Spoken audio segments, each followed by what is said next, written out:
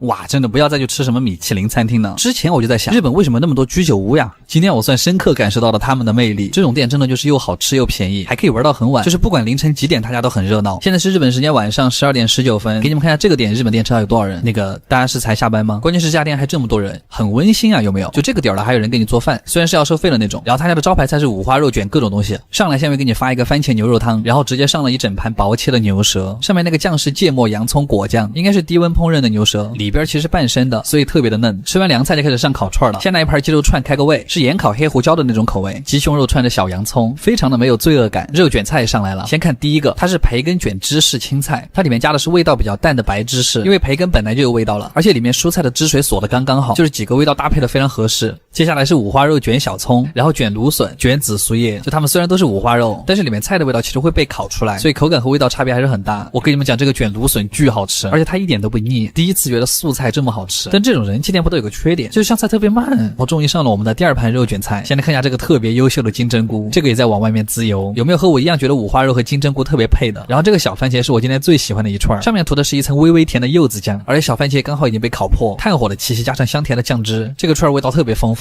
接下来还是一个极品，这是木须肉吧？它是用木耳卷了一块厚蛋烧，然后再在外面裹了一层五花肉，这也算一种外脆里嫩吧。然后是鸡肉团子，这次我们选的是盐烤，那个烤焦的部分特别香，里面还是松软的状态。然后等来了之前预约的紫羊排，这个我觉得我都不用再多说什么了，看到这个姿态我就满意了，羊肉味儿特别重，喜欢吃羊肉的朋友应该懂我意思吧？这羊味儿太顶了，全熟成太浪费了，真的就是要带点血才好吃。好，我们继续啊，五花肉卷生菜，让我想吟诗一首，奈何人间万事难，最美不过五花肉。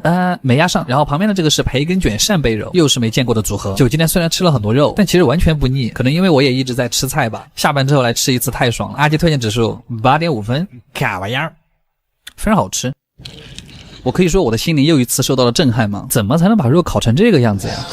我发现一个事儿，就是没有不好吃的料理，只有不会做的师傅。想不到吧？就连这种日本人经常吃的烧鸟串都可以做得这么好吃。虽然我没怎么吃明白，但我极受震撼。这家店其实并不是日本烧鸟界的天花板，但我看了一下排名，其实也很接近的。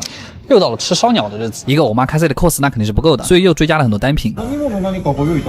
小菜是一大盘蔬菜，惊了，跳过可以吗？生的茄子。前菜的第一道还比较惊喜，烟熏鸡腿肉和鸡胸肉，只有上下两层一点点是熟的，中间纯生，蘸一丢盐还是挺好吃的。然后是一道很迷的前菜，生鸡蛋拌萝卜啊，一点不夸张，还真的就是生萝卜。还好萝卜是甜的，然后是一份3拼小菜，从右到左，第一个是鸡心，外面裹的一层是2种芝麻，甜口的鸡心还是第一次吃。旁边的这个是肝，这个口感巨好，因为它里面是生的，在嘴巴里一下就化开了。然后就到我们的第一个烤串了，上来第一个就是最油腻的崩鸡粒，就是鸡屁股，真的是金灿灿的颜色，全是油。吃完这种烤串喝一杯可乐肯定很爽，但是我不能再这样继续胖下去。刚才的烤串，下一串是鸡脖子，师傅跟我们讲这个串的皮和肉不是一个部位的，所以当你咬下去的时候有明显的层次感，那个皮吃起来跟牛肚一样有韧性。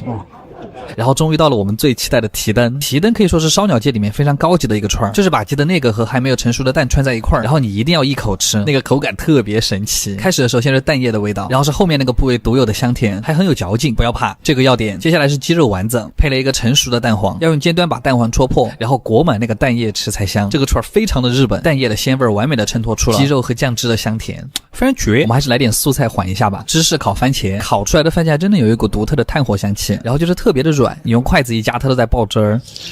然后是烤的玉米笋，不过里面并没有被烤到，其实就是脆一点的水果玉米的味道。接着继续干硬菜，柠檬鸡翅，其实挤不挤柠檬都行，来一丢丢不会那么腻。感觉这个鸡翅怎么这么大，深色的那一面已经跟薯片一样脆了。咬开之后里面直接爆油。接下来是茶碗蒸蛋，它在上面浇了一层鸡汤，里面还放了一坨烤鸡，那白果香菇肯定也是有的。又到了我最爱的内脏鸡心，这个要的是盐烤，因为鸡心本身味道就很好了，只需要一点盐衬托出来就可以。接下来是鸡腿肉卷大葱，肉用的是鸡腿靠近鸡爪的那个部分，韧劲很足。然后是一串纯鸡腿肉，你们看到那个鸡皮了没？它那个皮下面还带了一层脂肪，光是放盘上就在冒油。然后他家的鸡皮特别有讲究，他们是把鸡皮切成一小片一小片的，这样每一小片的边缘都能被烤到。最后的主食是一碗亲子冬，感觉今天吃了好多蛋黄啊，不过味道是好的。最后的甜品是焦糖鸡蛋布丁，怎么又是鸡蛋？这个甜品巨扎实，吃完这个你还没饱，我只能称你为勇士了。感觉今天虽然吃了很爽，但也很……请问谁会吃什么地中海料理啊？10分钟前的我如是说道，然而谁知道瞬间打脸。这种阿拉伯菜真的是越吃越上头，所以我们今天就带着探秘的心情啊，来看一下这种异域料理到底好不好吃。然后我的心中有个疑问，就是什么才算地中海料理？知道吗？从还没进这家店开始，这气氛就已经有那味儿了，感觉随时都有可能站出来几个阿拉伯人开始跳舞。然后点菜就花了我们很长时间。然后第一个上了一个不知道是茶还是汤的东西，于是我抱着喝毒药的心情尝试了一口，它是很甜的花香。接着我们的第一盘就是主菜，好像是一道阿拉伯名菜，其实就是3坨酱泥蘸面包片，你可以站着吃，也可以像我一样全部挖上去一口吃。第一个就像孜然玉米土豆泥的味道，口感特别的细腻，然后这个看上去应该是麻辣味的吧，这个有点像番茄烤鱼味。最后这个还有点神奇，是蒜蓉石榴味，我只能说这是无法描述的咸甜口味。然后又是一道很奇怪的菜，里边包的其实是肉末跟炒饭，感觉又长见，一道没吃过的菜。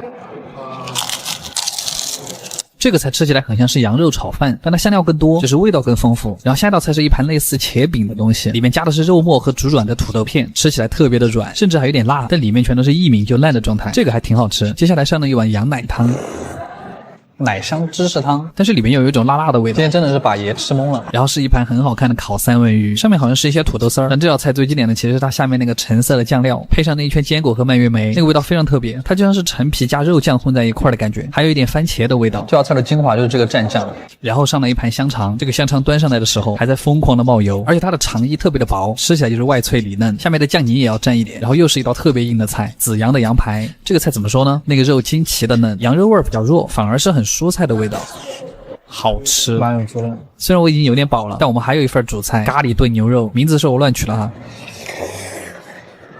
这几坨牛肉已经被炖得很烂了，还是特别的软。阿拉伯人牙齿是不是不太好啊？然后最后的甜品果然不出意料，羊奶冰淇淋，奶味特别重，然后下面是一层曲奇一样的东西，是香醇的味道。哇，今天也算是第一次认识的地中海料理，感觉主菜部分特别好，阿基推荐指数可以给9分，非常好。